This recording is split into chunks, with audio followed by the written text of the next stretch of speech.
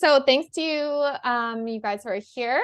I love talking about this topic. So I'm really excited to give you a bunch of strategies and explain a little bit more about why thoughts are so important and how they can affect our climbing. And a lot of people feel this while they're climbing. So they have a lot of thinking, they have a lot of reactions to that thinking. And so it's really important, I think, as a pillar and a foundation of mental training to be able to handle that. I mean, what do we do when we're on the wall and we're thinking so much about something? You might be thinking about falling, you might be thinking about getting hurt. How do we react to that situation? And sometimes it can feel so overwhelming. Like, how do I move past this thought? It gets bigger and bigger and bigger. You might even start to be afraid of even dying. I mean, it's wild how powerful our thoughts really can be. So a little bit about me. I am a climbing coach and a writer, and I'm a pro athlete for Scarpa, Maximum, and Physivantage. And I have been training and invested in mental training for a really long time. I have been trained in neuroscience. I also went through the positive intelligence course twice. I've worked on the PCC with Climb Strong, so have a broad range of training within climbing in general and also specifically mental training, which is really my passion.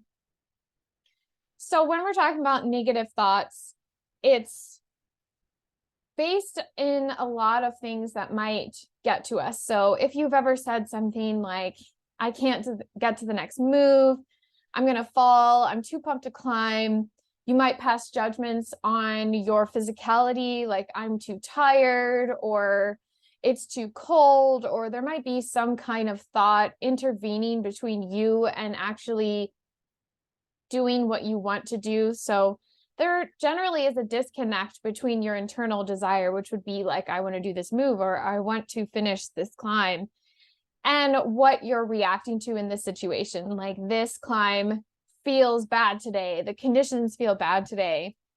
And I think back on some of the mental conditioning that I did for a project that I had out in Mount Charleston in Vegas. So I had been living there and I was trying to climb that was way too hard for me, at least how I saw it at the time. So it was already like a mental struggle because I'm like, I've never done this grade. It will be the hardest grade that I've ever sent. So mentally getting into the climb, those thoughts were in my head every day. You know, I'm thinking like, how will I ever do this? At the time I had only climbed like a 13B, and this climb was actually a 14A. And so I was like, what am I doing here? Why am I trying this? And if I hadn't have had a supportive partner that basically, honestly, they probably just needed a belay for their project, but they're like, you can do it. Come on. Why not? Right. And so I was like, okay, this person is giving me an exterior motivator. I'm here, but I have all of this doubt in my head. You know, these thoughts are really overwhelming. And I think back to a specific part on the crux, which had a really small crimp. It was extremely sharp. So I could try on it maybe 2-3 times in a day, and that was it, like maximum. It would be slicing my finger open, and then we'd have 4 days off for it to heal.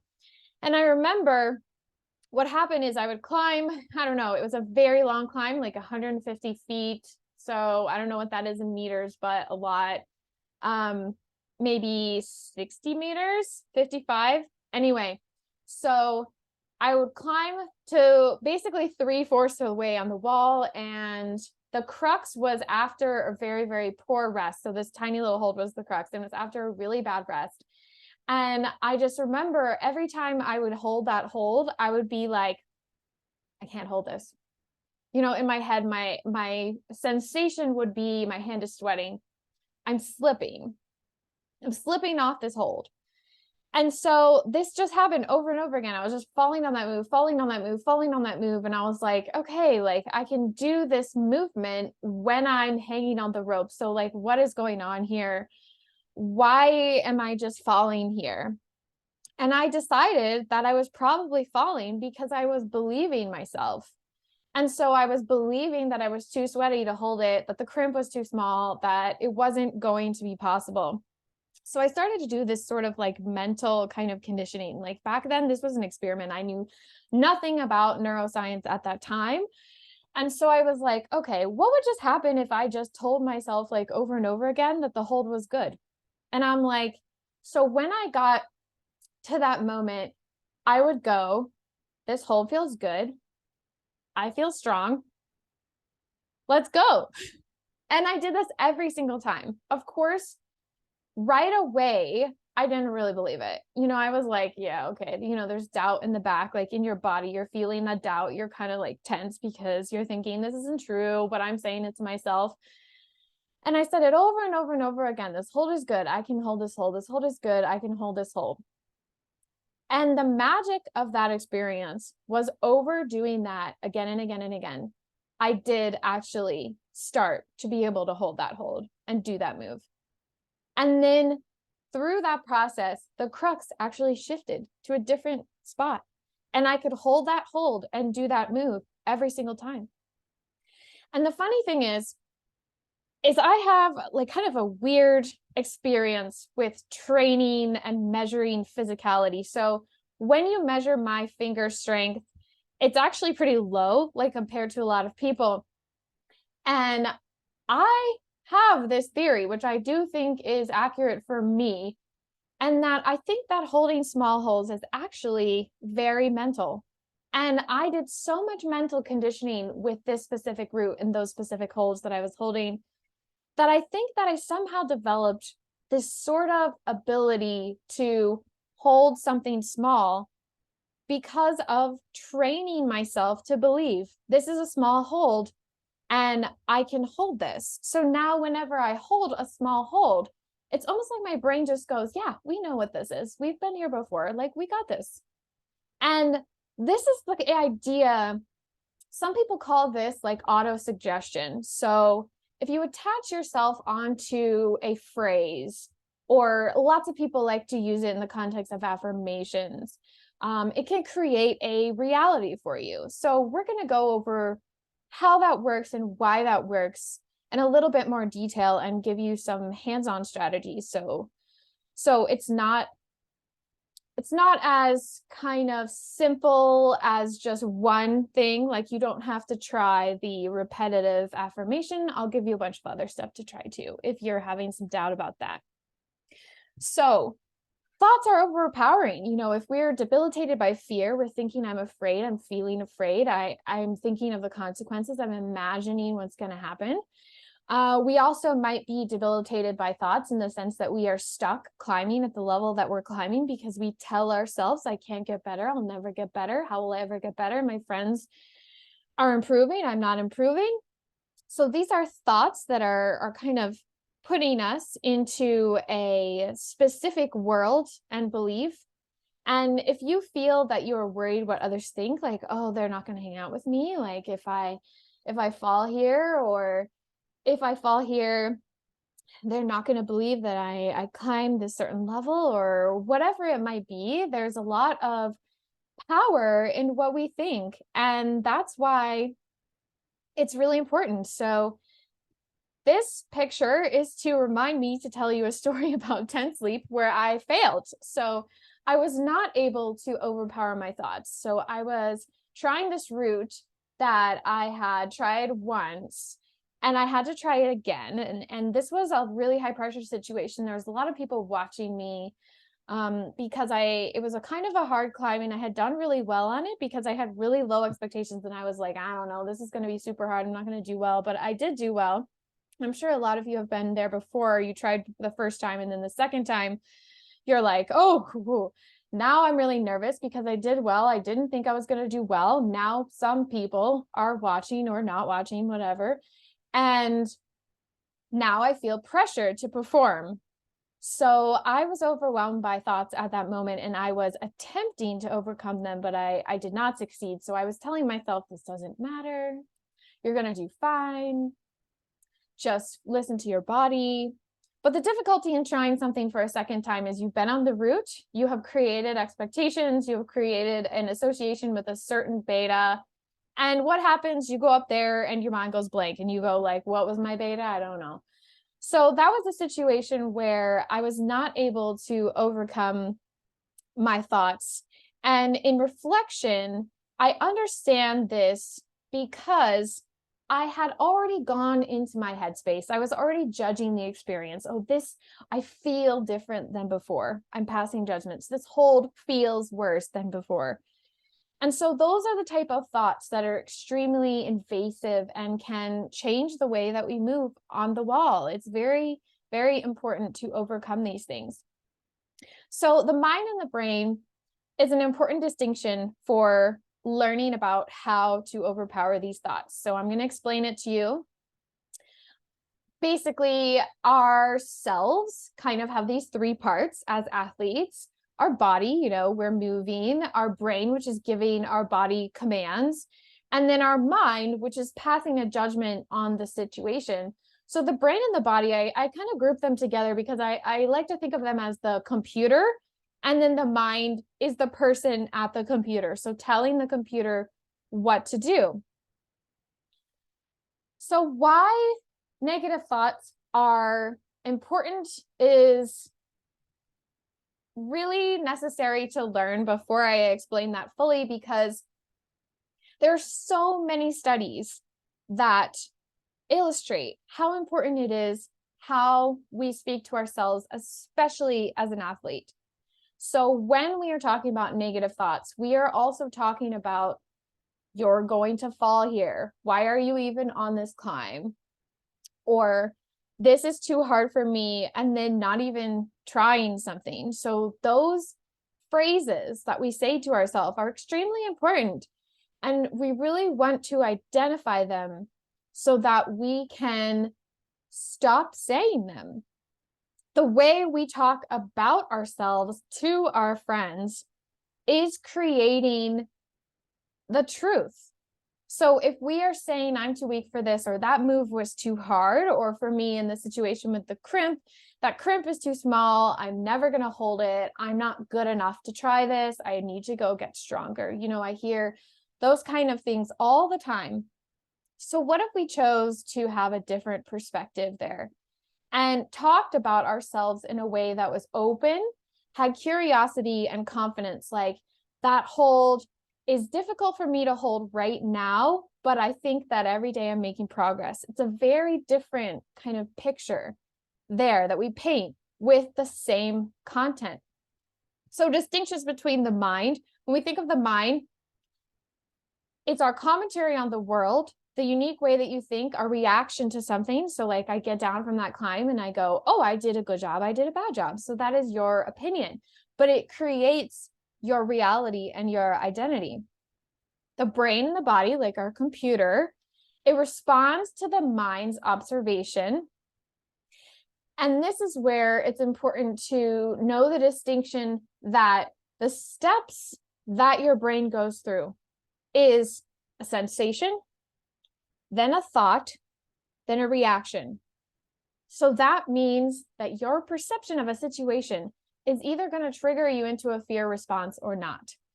So knowing that the computer, your body, is going to respond to whatever you think means that your thoughts are extremely powerful. So listening to those thoughts can be really dangerous, which is why we want to separate ourselves from those thoughts and understand that we are the mind, the person sitting at the computer that can click on whatever we want to click on. So do we want to click on this hold is possible, or do we want to click on I should come down because I'm not good enough?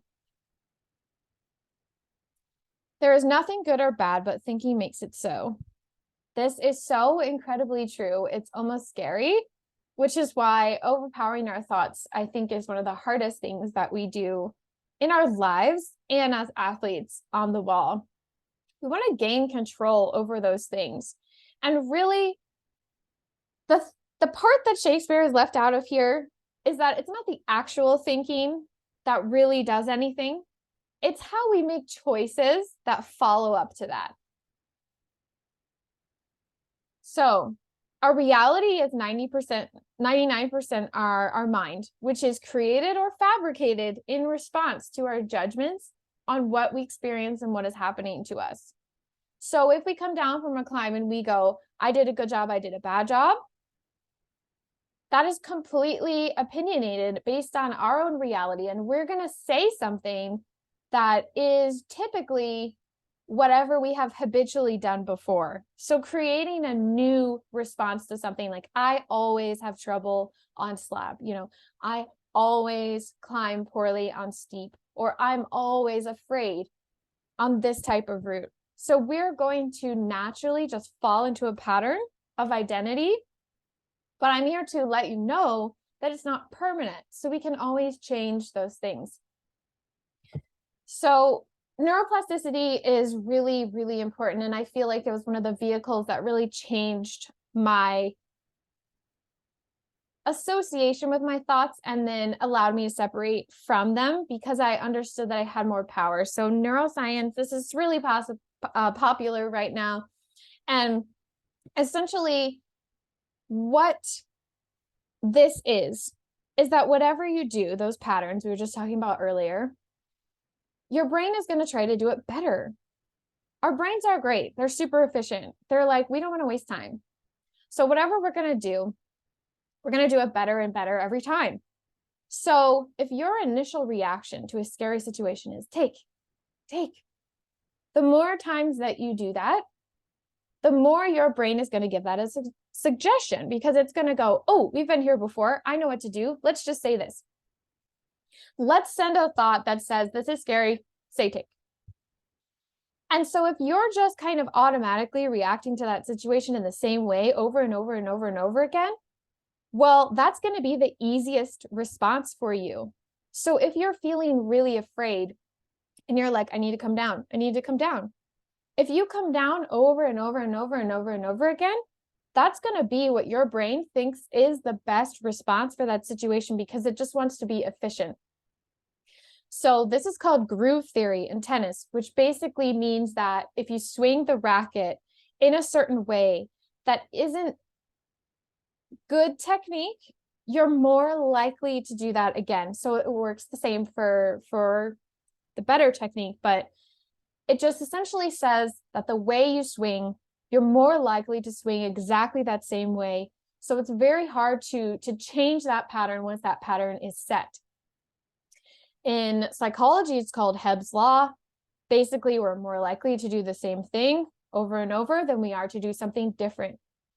And that's why it's so hard to make changes in our brains and habits, especially when it comes to fear and climbing, because we are habitually literally wired to do something the same way over and over again. So if you are in a pattern of fear and responding to fear in a certain way or to your thoughts in a certain way, it's really hard to change. So you need to give yourself some grace and understanding that you're literally fighting against your computer right now and you need to tell your computer to do something else.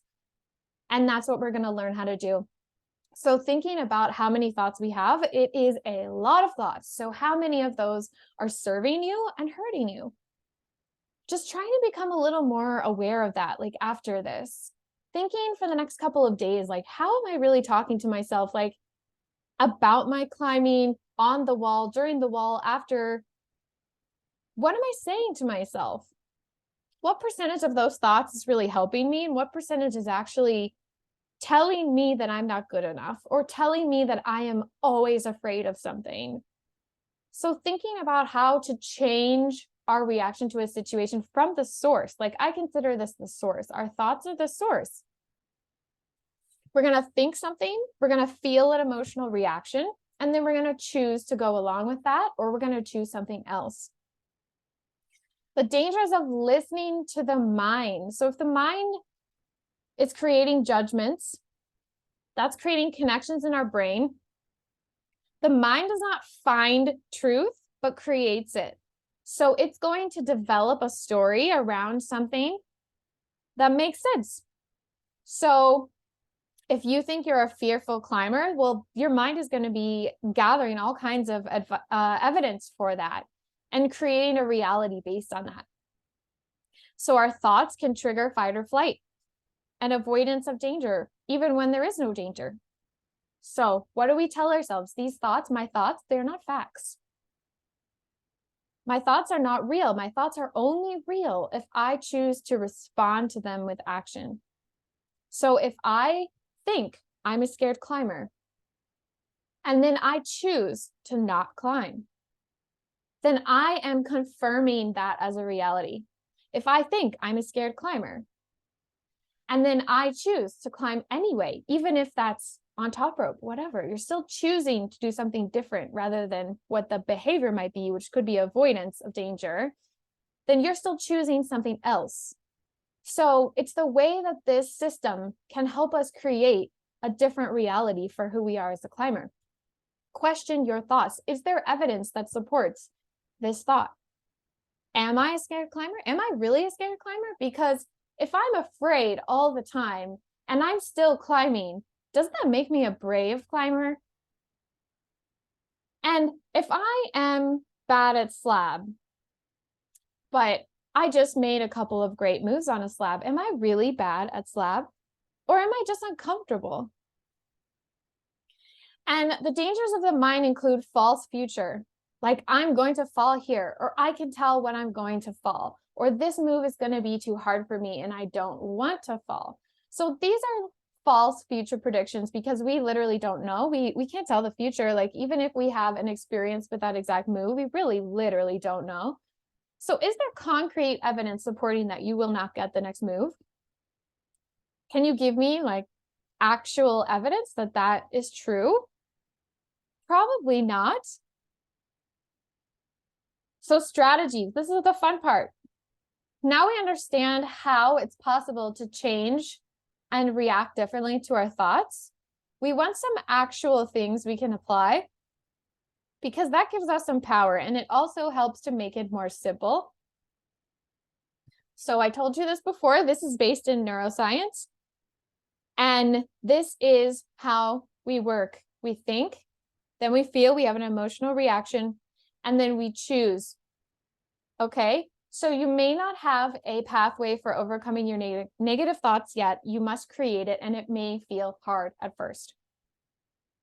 So the way that I repatterned my brain with that hold, telling myself like, this is holdable, this is possible, this is holdable, this is possible. And then I was choosing to hold on, I wasn't choosing to let go. I was choosing to hold on, even though I felt uncomfortable. I felt like the hold was bad. I was thinking at first, like the process was like, oh, my hand is sweating. I probably can't hold this. And then I go, this is holdable. I'm like telling myself over and superseding that thought was something that I wanted to believe and I wanted to create that pathway. So that's the process. You think, you feel, and you choose. So the first strategy, I'm sure a lot of you know already, which is directing your attention. If your attention is on your thoughts, you are automatically performing not as well. So we want to direct your attention back into your body and connect with your body. So the way I might direct my attention in a circumstance like that is I would focus on feeling that hold better, focus on holding that hold better, focus on tension in my legs, focus on tension in my core, focus on not over gripping, maybe on a pumpy hold. So I'm directing my attention back to the athleticism of what I'm doing. I'm directing my attention back into the body sensations so that I can be a better athlete in that moment and execute a move better. So moving my attention away from my thoughts. I really love this quote, and I love looking at other sports because climbing is very similar to other sports, but we don't always kind of cross research. I have learned to cut out all unnecessary thoughts on the track. I simply concentrate. I concentrate on the tangible. So this is directing his attention on the track, on the race, on the blocks, on the things I have to do. The crowd just fades away. Other athletes disappear, and it's just me in this one lane. So we're thinking about we're on the rock. So we're going to direct our attention to the rock, to our hands, to our body, to our feet, to our shoes, to the different parts of our body, to where we're going, to when our next rest is, but we're going to focus on just us and doing the movements that we're doing. So some cues, just to give you something more specific. So a climber would think about pace, rhythm, how fast am I going? How slow am I going? Body tension, the squeezing of the hands, leg, feet, core, whatever it is. Our heart rate, thinking about, can I hear my heart rate? Like, where am I? How fast is my heart beating? Do I need to control it with breathing? Focusing on our breathing, thinking deep inhales, deep exhales, maybe breathing through a difficult hold, like holding that crimp. I'm inhaling and then exhaling as I'm holding the crimp and moving forward. So we don't want to be focusing on things like dinner with a friend later, people watching us, someone else's performance, noises at the crag, reaching the chains, future predictions. What happens if I do this? What happens if I don't? So those are not things we want to be focusing. We want to be focusing on the relevant cues of our experience and direct our attention there, and away from these thoughts that are circling. I want to try and encourage you to think of every move as an opportunity for discovery. Instead of predicting the future, thinking, can I do this? How will this feel? Let's find out. Let's try it. And I like to always ask people, like, are they giving up before they even leave the ground? Like, are you even really trying? Or are you simply trying not to fall? Because there is a very big difference. And I think that when your attention is directed very, very well into what you're doing, you are focusing on climbing and you're not focusing on avoiding falling, which would be kind of a careful type of climbing. Maybe you're trying to preserve your energy. Maybe you're trying to not slip off, or maybe you're trying to not fall short of something, as opposed to focusing all your energy to forcing that foot on, to making that move more powerful, to really focus on what you're actually doing.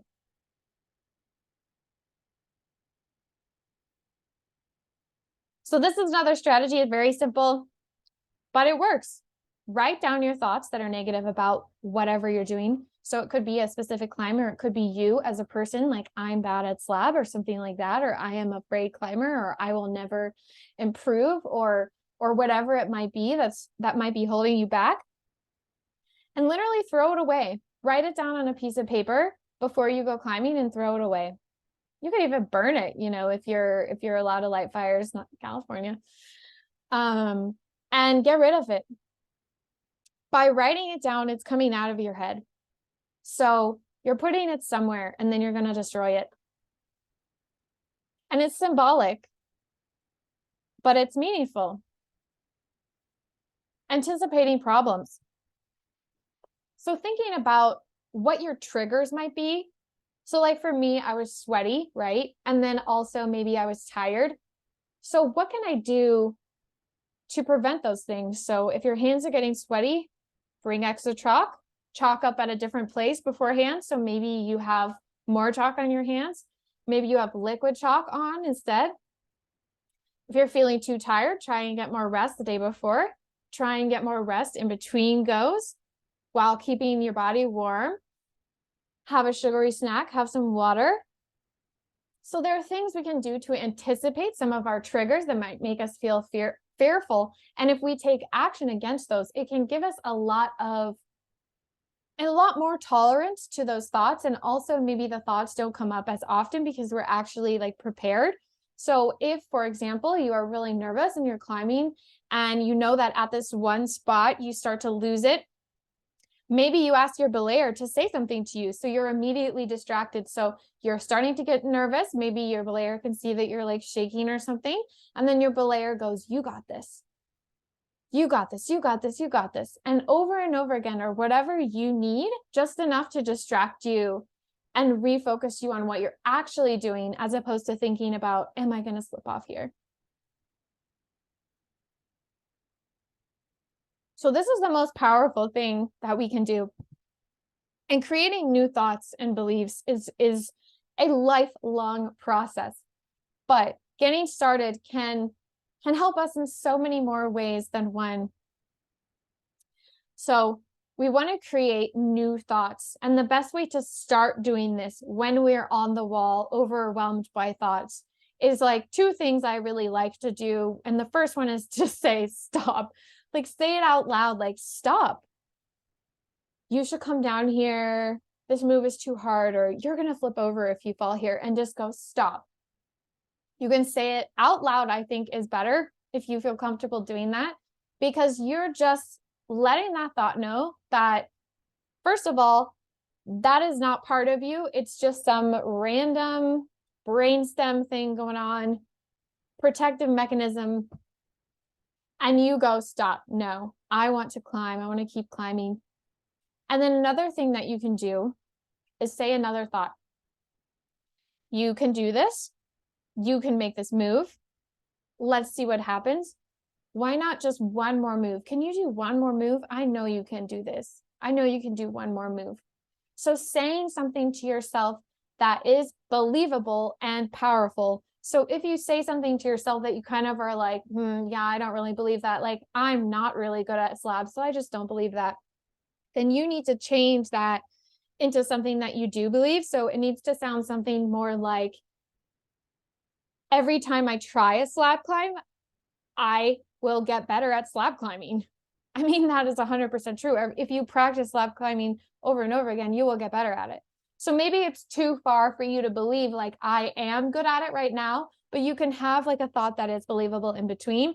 So I like to either have these pre-prepared or just respond immediately, whatever it is. So like your foot might slip off here. Be like, no, it won't. Just respond to it like it's somebody who you just don't want to listen to.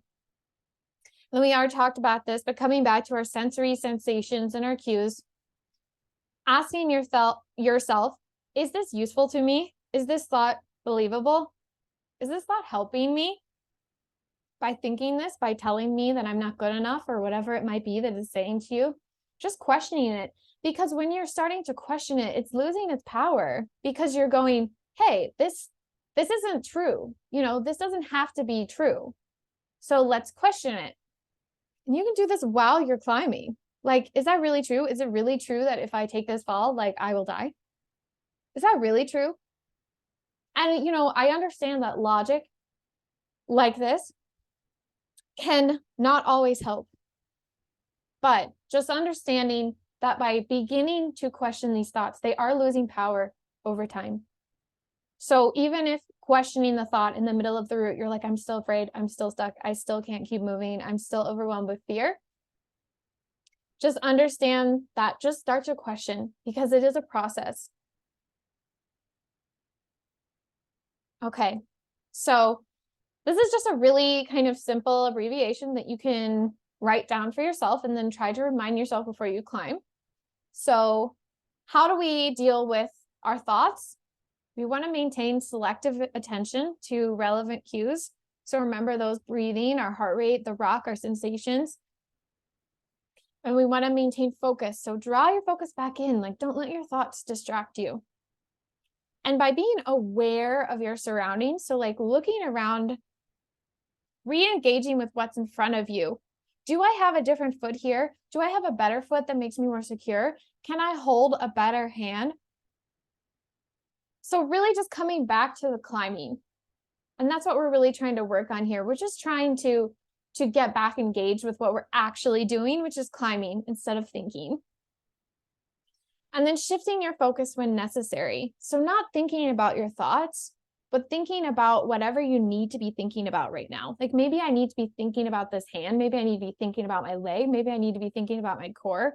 Maybe I need to be thinking about moving fast because this is a long section until a rest. So re-engaging with the climbing and then trying to enjoy yourself, thinking about what is fun about what you're doing. So instead of thinking about how fearful you are with what you're doing, why not think about what's fun about what you're doing? So if you have a fear-based thought, instead being like, I really like the way this hold feels, or I like the way my shoulder feels when I hold this hold, or I like the way my body feels when I do this move. So coming back with something that reminds you that it's fun.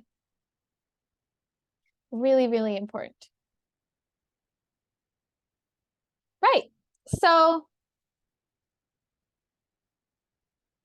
that is what I had to offer you today. And we do have some extra time if anybody has any questions or wants to talk about anything specifically.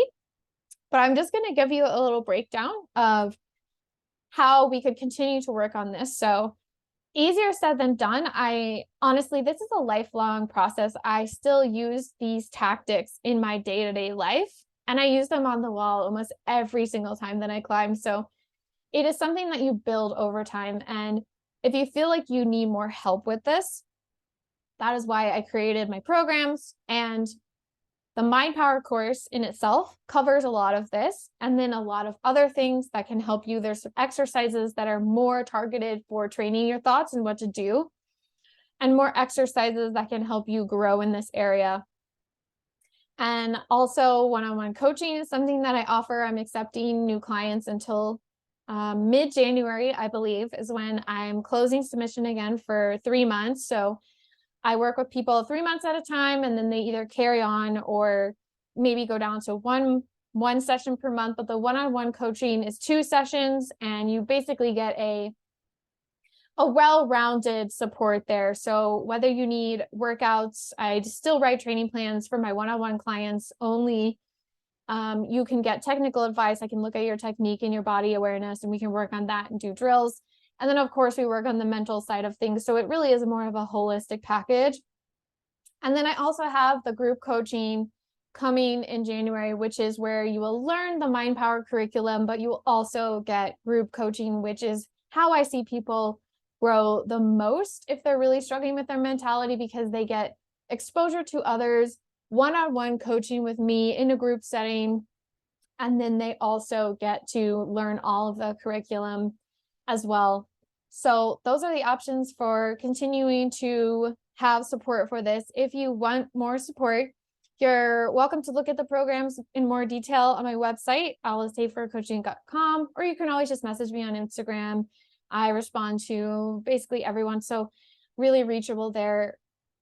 And if anybody has any questions,